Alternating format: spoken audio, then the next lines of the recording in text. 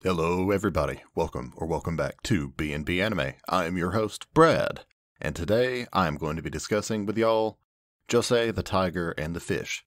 But Brad, where is beautiful voice that typically accompanies you? Well, thank you, devilishly handsome person with the fantastic accent that asked this question. You see, Blue is unavailable this week due to her having to get some stuff taken care of for her eventual art school stuff. Yeah, that thing. So, I have been tasked with covering Josee the Tiger and the Fish by myself, although I can't complain because it was a fantastic experience to get to go to the theaters again and see a film just absolutely wonderful. However, before we get into that, I have a little bit of news, because what would I be if not a fantastic anime journalist who literally flies by the seat of his pants and comes up with bullshit. So, first piece of news, the Jujutsu Kaisen manga is going to be resuming on August 2nd after the hiatus of the creator for health reasons. Creator Gigi Akutami is officially ending his hiatus and going back to producing the manga on August 2nd, so expect more of that very soon. I'm excited. I think it'll be good. After I found out that it's available on Viz, definitely gonna be checking that out here very, very soon. Second piece of news. So, Demon Slayer has officially unveiled its newest teaser visual for Season 2 for the Entertainment District arc. If you would like to check that out, it's available on our Instagram now. I made a little news post about it, showing it off. It looks absolutely fantastic. I am very excited. It's going to be great. Just, again, Demon Slayer can do no wrong. Like, just how can it be so excellent? And apparently, the release date has been revealed as well for September 25th, which is a little bit earlier than the October release that we were expecting. However, that could be a telltale sign that it very well could be a 13-episode core or a 25-episode core, depending on how long they decide to make the run last. So we will definitely see on that one. And then, finally, last piece of news, Konosuba has officially had more anime in the works. So I posted the teaser announcement visual for it on the Instagram as well. You can check that out at BnB Anime. And it just shows Kazuma and the gang all hanging out in a nice little fancy gazebo. And I'm looking forward to it. Konosuba's great. Blue's never seen it, so I'll have it scheduled here in the next 4 or 5 weeks or so for us to cover, so she can watch the hilarious stupidity that is Konosuba. So hopefully she enjoys it. It's gonna be excellent. We don't have any official release date or anything like that announced, considering production has just begun. However, it was announced on the official Konosuba Twitter, so we have that to look forward to. Probably, I don't know if it would be the end of next year or what, but we definitely have that to look forward to. And so, with all of the news and stuff being taken care of and out of the way, we can officially get into our topic for this week, Josee, the Tiger, and the Fish. Josee, the Tiger, and the Fish is based off of a short story of the same name by Saiko Tanabe. The publication date of the short story was June of 1984, and it was apparently added to a short story collection in March of 1985 for a total of 228 pages. The film was made by Studio Bones. For those who are unaware with Studio Bones at this point, what rock have you been living under? You've got Full Metal Alchemist, My Hero Academia, the second season of One Punch Man, Full Metal Alchemist Brotherhood, just so many massive titles, and there's just so much to like about what they do. My Hero is obviously one of the biggest anime of this generation, if not ever. Full Metal Alchemist sits at the pinnacle of a lot of people's favorite anime of all time. And it continued to bleed over into this film as well. It was very beautifully made. The animation style is incredibly unique for a lot of stuff that they've done. It's kind of like, it's hard to just sit down and, describe all of the good things about this film because there's so much to love. Just the overall theater experience was great, being able to go and sit down with friends. But anyway, the film was released in Japan on Christmas Day of last year, and it placed 9th in the Japanese box office for its initial week of release. As far as awards go, it was nominated for the 75th Mainichi Film Awards Best Animation Film, and nominated for the 44th Japan Academy Film Prize for Animation of the Year. So for something that kind of came relatively out of nowhere, to go in and be nominated for such huge accolades is just absolutely phenomenal. So good on them for acquiring such massive nominations in the Japanese film world. Now, Josee, the Tiger, and the Fish, just to give a little synopsis of the film beforehand. The film is a wonderful slice of life with an unlikely pair of Josee, who is an absolutely fantastic artist who loves the sea, and Tsuneo, who is a passionate scuba diver and literally just cares about diving and getting money to where he can go study overseas in Mexico so he can find his favorite fish, because dude likes his fish. And it's just about them growing together and them getting close and trying to overcome the difficulties to grow as individuals and just see where life takes them and what kind of shenanigans they can both get into, with the absolutely wonderful cast of characters that we will get into very shortly once we put on the spoiler chicken hats. And so, with that being said, it is time to put on the spoiler chicken hats so we can get into the nitty-gritty of the film. So, the film starts off giving us an introduction to Tsuneo and his life as a diver. It shows us him diving, looking at fish, taking care of fish, getting back to the dive shop, all of that fun stuff. And after a long, hard day at work, he is walking home and hears shouting. And he hears shouting, he sees a young woman flying down the hill in a wheelchair with somebody shouting behind him. She hits a rock and gets flown from the wheelchair, and he catches her. She comes crashing down on him, typical anime meet type thing. And Grandma comes running up and is like, "Are you okay?" Like, not even worried about Josee. No. Just making sure that he is okay. And he's like, "Yeah, I'm fine." All that fun stuff. So they help Josee back to her wheelchair, and they start walking home. Josee wants absolutely nothing to do with Tsuneo because she's like, "Duh, pervert, trying to touch me," even though, no, that never happened. But you know what? It's anime. It's a trope. You get over it. All of us laughed. And as they are walking home, Grandma invites Tsuneo in to offer him food because she's like, you must be hungry. You look like you just left work." So they go in.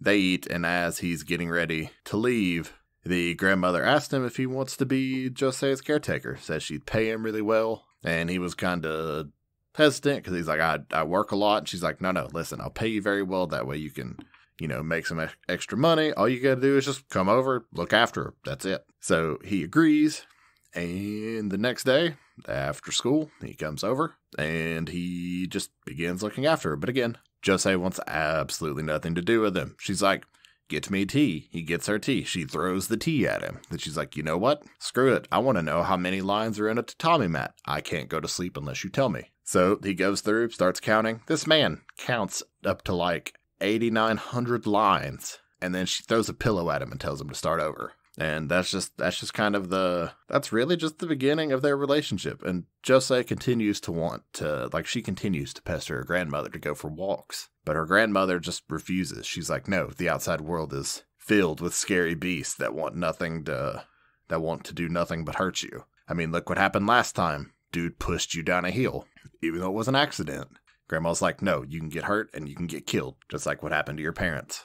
So the two of them continue, they continue their little back and forth nonsense up until one day the professor comes up to Tsuneo and he's like, "Hey, so listen, the scholarship that you applied for overseas, they're really interested in having you over there." So Tsuneo's like, "Oh, sweet, cool. So that means I gotta quit my other job so I can start spending more time studying and all of that fun stuff." So he goes over to tell Josee what was happening. And he gets there, Josee's not there. And he hears Grandma outside shouting, going, "Josee, where are you?" Not like that, don't take any of that seriously. But yeah, she was hollering, so he goes outside, and she's like, "Josee's missing, I don't know what happened." So Tsuneo takes off. He's like, "I gotta go find her, everything's going wrong, gotta figure stuff out." And he finds her by the railroad tracks. She's trying to push herself away and ends up pushing herself onto the railroad tracks, but gets stuck. So Tsuneo grabs her, pulls her off the tracks, and she's like, look, you're my caretaker. You're going to take me to the sea. He's like, but why do I care? I've saved you. You're going home. She's like, no, I want to go to the sea. So he ends up reluctantly giving in. So he takes her to the sea. And along the train ride, Josee is just absolutely mesmerized because she's never ridden on a train before. She's never been on trains, never been on the subway, any of that. So she's just absolutely mesmerized by everything going on. And when they get to the sea, she yeets herself out of the wheelchair because the wheelchair has obviously a hard time trying to go through the sand. And she starts crawling her way to the sand. But eventually, Tsuneo just picks her up, takes her, and eventually just like kind of walks her into the water and is like, here's the sea. And she's like, salty, which it's so dumb. Oh, I'm making this sound like it is not anywhere near as great as it is, but it is. It's just fantastic. Such a wonderful film. And so, yeah, they kind of dance around in the sea. They have a good time. Tsuneo just completely forgets that Tsuneo just completely forgets that he was going to quit.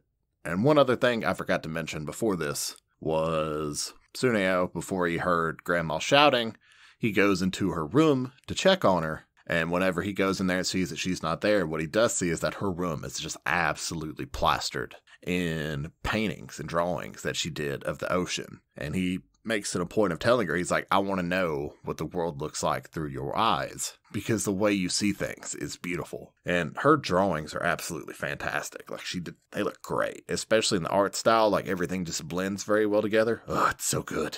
So anyway, they get done at the sea. Tsuneo takes her back to the house. Grandma is absolutely furious because she's like, I told you to bring her straight home. And she grabs him in place and is like, look, if you do that again and she leaves and you don't bring her straight back, I'm going to cut it off. No joke. No joke. That's what happened. Everybody laughed. It was a great time.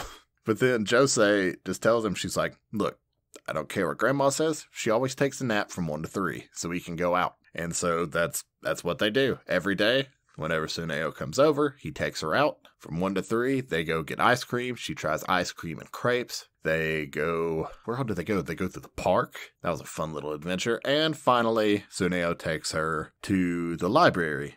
And holy shit. From a standpoint of animation, I need to talk about the library. The library was absolutely stunning, especially those hardwood floors. They went ham. Those hardwood floors had more animation budget than a lot of stuff, like an entire season's worth of anime that I've seen. Anyway, and while they are there, they meet the fantastic little librarian, Kana. And Kana and Josee have very similar taste in books. And so Kana ends up being Josee's first friend because they bond over books. And after they bond over books, they leave. They continue to have more hangout adventures until they kind of have a little bit of a falling out. And Josee is like, look, I don't want to see you anymore. Because I guess she just got overwhelmed from the outside. So after that, after the library, like right after the library, she wants to go visit Tsuneo's scuba shop. And so they go, and Tsuneo introduces her to Mai and Hayato, who are his two co-workers. And Josee kind of very quickly realizes that Mai is in love with Tsuneo. And so she gets jealous, rolls off. She's like, look, I don't ever want to see you again. Screw that. I'm done. And so they don't. But in the meantime, you kind of see that Tsuneo's been working on something. And so the next day, he comes over and brings her a lamp of his favorite fish. I for the life of me, cannot remember what that favorite fish is. It looks like a clownfish, but bigger. I'm going to roll with that, because that's honestly what it looks like. And Josee is just absolutely in love with it until it short circuits on her. She's like, this is useless. But then Tsuneo fixes it, and it's great. It's all a fun time. And then the biggest, or one of the biggest plot twists of the film comes around when Josee's grandmother passes away. And it's real sad. However, not only is it real sad, but after the fact, it's also brought to our attention that she was actually Josee's caretaker. So after that, they send in a social worker that's like, look, how are you going to make a living? And she's like, I'm going to be an artist. I'm going to make children's books. And they're like, no, you need to be real. Like, you need to go get a real job or you're not going to be able to continue staying here. And at the same time, she also finds out about Tsuneo wanting to go overseas. So she's like, look, I can't afford to pay you anymore. Like, we need to go our separate ways. But one last time, I need you to go to the sea. Like, for one last job, I want to go to the sea. It's raining. It's, like, you can tell it's definitely kind of like a dire or, like, sadder moment. So they go to the sea, and they're like, this is where we need to, like, this is where it needs to happen. Like, I can't afford to pay you anymore. I gotta go get a real job. And Tsuneo's like, why? Like, why do you gotta go get a real job? Like, you need to do what you want. And she's like, no, I need to be realistic. She's like, you don't know what it's like to have to reach for things and not be able to stand on your own 2 feet to get them. And she goes away, and Tsuneo stands there, just kind of conflicted about everything that he just heard. And as he runs to try to get her, she has pushed herself across a crosswalk, and a car just comes barreling toward her. Well, he pushes her out of the way and gets struck by a car, which is plot twist number 2 of he ends up in the hospital and is unable to walk. And she blames herself for every bit of it. So the whole world is big sad at that point. Everybody in the theater was just like, it's sad. Which, I mean, for all of us that have seen I Want to Eat Your Pancreas, we all kind of expect extra plot twists from anime. Like, there's no such thing as just one big plot twist in, sappy slice of life anime. Like, no, there's always going to be more. And so, while Tsuneo is hospitalized, he gets told that the school that offered him an internship has also said, look, if you can't make it, that's fine. We'll find somebody else, and you can come another time. And he is absolutely devastated because that's all he's wanted to do was go to Mexico and go diving and try to find his favorite fish. And he wants to swim with a school of them. Like, that's been his dream for his whole life. And so to hear that's being taken away from him because he might not be able to dive again due to his injury, dude is absolutely devastated. And Josee during this time kind of has a realization on her own that she, needs to actually learn how to stand on her own 2 feet. And she starts, like, learning how to draw a picture book. She's going to the library and dealing with Kana every day and just working towards this book. And so Tsuneo is just crushed, absolutely crushed. And Josee reaches out to Hayato and has him bring Tsuneo to the library after she has completed her children's book. And the children's book, which is magnificently made. Like, this is the part of the film that broke me. Like, I shed a tear too, because this picture book was just absolutely stunning. If they ever release a special edition of this film and include that picture book, I will buy it. I don't care how much money it costs me. I will buy it. And the picture book and the story that Josee made was the story of a mermaid who got a magical shell that could grant her any wish. However, the wish was only that she could gain legs to go back to land and then go back to sea. If she wished for anything else, it would grant the wish, turn her into sea foam, and she would return to the sea as sea foam, never to regain her human form. And so she wishes for her legs, everything is hunky-dory, and the mermaid goes on to land, and she meets a prince. They fall in love, and turns out the prince is an angel, and he has wings. And so they spend time together, they laugh, they love, he flies her places, everything is great, until he finds out that he has to go somewhere. And the day finally comes for him to leave, and the mermaid is attacked by a tiger. So the prince shows up, fights off the tiger, but in all of that, he ends up getting his wings damaged, and he can't go do what he's meant to do. And so the mermaid, being absolutely devastated by this, wishes for and not only were his wings destroyed, but he himself were gravely injured. And so with all of that being said, the mermaid pulls out the shell and she's like, look, regardless of what's going to happen to me, spare him, save him, fix him. Like, that's all I want. And the shell grants her wish. So the shell fixes the wounds, and although it doesn't heal his wings, like his wings are never going to be healed completely, it still fixes him up. And he manages to, stand back on his own 2 feet, thanks her for what she's done, and is like, look, thanks to you, I'm still able to go and do what I want to do. Because it's not the wings on my back that count. It's the wings of the heart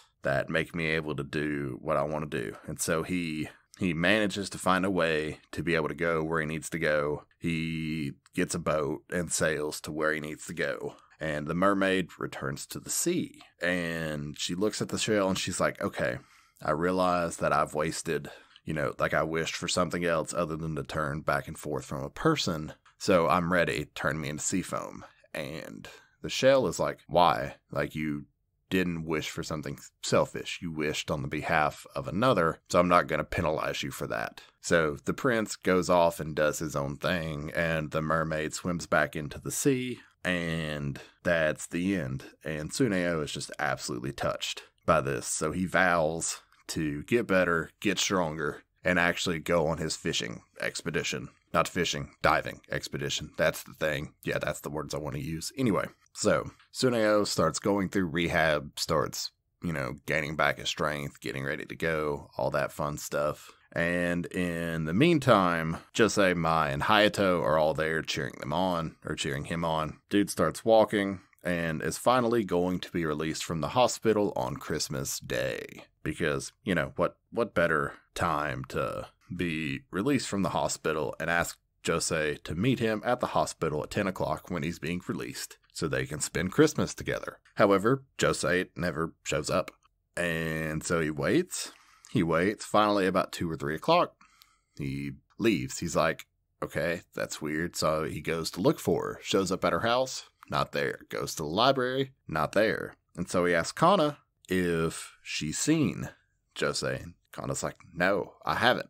And so he sends out a mass text to Mai and Hayato, and he's like, look, Josee's missing. We got to find her. And so they split up. They all go looking everywhere. Tsuneo ends up going to the zoo, and at the zoo, he sees wheelchair tracks from where they had went to the zoo during their adventures. And so he follows the tracks into the city and is trying to figure out, where she went. He's looking everywhere, and you just see her, kind of going off on her own, and she gets back to the fabled hill where the film opened, and she gets knocked down it by dude who was chasing his dog. I guess the dog's leash got out of dude's hand, so he's going to chase after it, knocks her. He's like, sorry, but doesn't stop to actually help her because, dude's a dirtbag. And she just goes flying down the hill. It's snowy, it's slick. There's no chance of her slowing down. Tsuneo, who's on crutches, just takes off running. Like, dude should not be, walking without his crutch, but he just runs. Magically, due to anime logic, is right down there at the bottom of the hill to catch her again. So he catches her, they confess to one another, they kiss, it's adorable, and that's where you think the film's over. Until you get to the credit scenes of you see him, going off to Mexico, you see him going off to Mexico, and her working on her books, it's sweet. Then credits again, come back, or you go through the credits, you see more scenes of them doing all their stuff in their respective areas. It's all cute and adorable. It goes back to credits one more time, and you're like, this is weird, getting multiple end credit scenes, that's odd. And then the credits finish rolling, and right as you think we're done, it cuts to a scene of Josee hanging out in the park and Tsuneo coming to visit her. And she's like, what are you doing here? You didn't tell me you were going to be here. And he's like, I'm on break, so of course I'm going to come home and see you. And it's real sweet. It's real cute. And yeah, that's where the film ends. It's sweet.